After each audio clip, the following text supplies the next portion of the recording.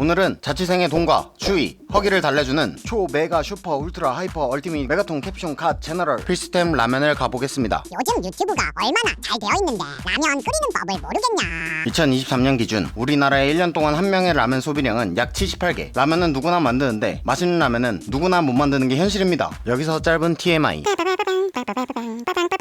여러분들은 둥근 라면과 네모난 라면의 차이를 알고 계신가요? 둥근 면은 냄비가 동그랗기 때문이다. 네모면은 포장의 효율, 잘 쪼개진다 라는 장점을 가지고 있지만 세간에는 네모로 생긴 면이 좀 더 면발이 쫄깃하다라는 얘기도 들어보셨을 겁니다. 그렇다면 왜 쫄깃할까도 궁금하실 텐데요. 둥근 면 같은 경우 면이 빨리 풀려 국물이 더 잘 흡수되고, 네모 라면 같은 경우 면 풀림이 상대적으로 느리기 때문에 좀 더 쫄깃한 식감을 얻을 수 있다고 합니다. 이를 반대로 적용해보면 동그란 면은 좀 더 빨리 조리하면 되고, 네모 면은 평소보다 조금 더 끓이면 국물이 잘 스며들 것입니다. 제가 왜 이 긴 문장을 다 넣었냐? 네모면도 문제없다. 22cm 냄비가 단돈 9,000원대. 광고 아님. 죄송합니다. 그럼 이제 라면을 확인해 보겠습니다. 대표적인 둥근면과 네모면을 가져와 봤습니다. 둥근면은 면 103g, 스프 11g, 후레이크 3g, 네모면 면 104g, 스프 12g, 후레이크 3g입니다. 면발 개수는 둥근면 기준 약 112줄, 네모면 기준 약 86줄입니다. 이제 본격적으로 초 메가 슈퍼 울트라 하이퍼 언제까지 할 얼티밋 건? 국물라면 먼저 가보겠습니다. 석 박사님들이 모여 적어놓은 설명서도 있겠지만 설명서 따윈 한국인한테는 사치품입니다. 신라면 기준 물 약 500에서 550, 계량컵이 없다면 종이컵 기준 3컵, 종이컵이 없다면 소주잔으로 9컵, 소주잔마저 없다면 2선까지 부어주시면 됩니다. 다른 라면은요? 진라면 여기, 너구리 여기, 삼양라면 여기, 사리곰탕면 여기입니다. 라면 봉지 찢어버려서 물 못 받는다고요. 그렇다면 비장의 수 자취생의 후 이치노 카타 라면물 받기 3.87초 정도 받아주시면 됩니다. 몰라 이제 알아서 해. 이렇게 받아주신 물에 불을 가장 세게 땡기고 다 투하합니다. 스프를 먼저 넣으면 발열점이 높아져서 빨리 끓고 너무 복잡해. 그렇게 복잡하게 먹을 거면 라면 안 먹지.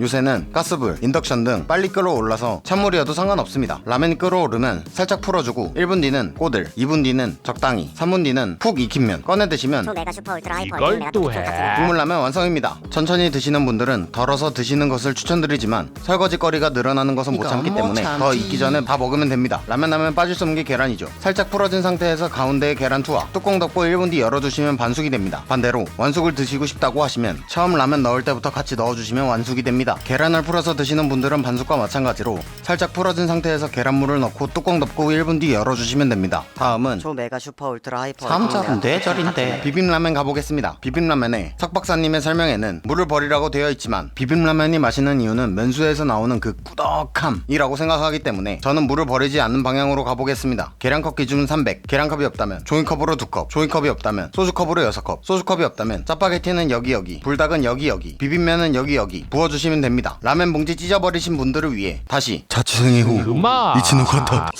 2.60초 정도로 받아주시면 됩니다. 이렇게 받아주신 물에 불을 가장 세게 땡기고 스프 먼저 넣어주시는 것이 좋습니다. 면이 있으면 잘 안 풀리더라고요. 이렇게 해서 1분 뒤 뒤집고 면이 쫄 때까지 끓여주시면 초 메가 슈퍼 울트라 하이퍼 사절은 얼티밋 애국가다 이 차시. 비빔라면 완성입니다. 차가운 비빔면을 할 때 설거지 늘어나게 뜰채 하시는 경우가 많은데요. 찬물을 받아 섞은 후 젓가락으로 받쳐서 3번 정도 헹궈주시면 설거지 거리가 안 나와서 편리합니다. 만약 물 조절을 잘못해 라면이 짜다면 찬물을 넣고 한번 팍 끓여주시고, 한강라면은 액젓이나 소고기 다시다로 간을 맞춰주시면 어느 정도 해결이 됩니다. 마지막으로 라면에 가장 어울리는 재료 단 한 가지씩을 추천해드리겠습니다. 신라면은 단맛이 없기 때문에 파가 가장 잘 어울립니다.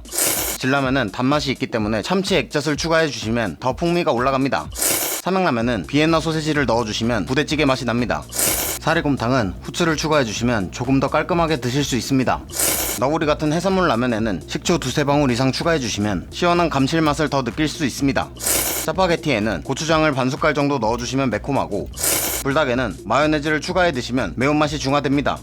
비빔면에는 모든 토핑이 진리지만 한 가지만 뽑으면 김치를 넣어 더 새콤하게 즐기시면 됩니다. 번외로 순대국밥 시켜 먹으면 가끔 들깨가루가 따로 오는 경우도 있는데 멸치칼국수에 들깨가루를 넣어 드시면 들깨칼국수 맛이 뺨치는 맛이 납니다. 오늘의 밥값입니다. 신라면 5개 3,580원, 진라면 5개 3,250원, 삼양라면 1,200원, 사리곰탕 1,200원, 너구리 1,200원, 짜파게티 1,200원, 불닭볶음면 1,400원, 비빔면 1,100원, 멸치칼국수 1,200원, 총 15,030원입니다. 술값은 안 아까운데 라면값은 왜 이리 아까운지 모르겠습니다. 자취 전에는 항상 라면이 집에 있었는데 말이죠. 하지만 집에 깔려있는 라면에 비해 어머니들은 말씀하십니다. 아침부터 먹으면 아침부터 무슨 라면이니? 점심엔 밥을 먹어야지 밥을. 저녁엔 라면 먹고 자면 얼굴 부어. 그럼 라면 언제 먹으라는 소리? 언제 먹어야 하는지 댓글로 남겨주시고 좋아요, 구독 부탁드립니다. 요피셜이었습니다.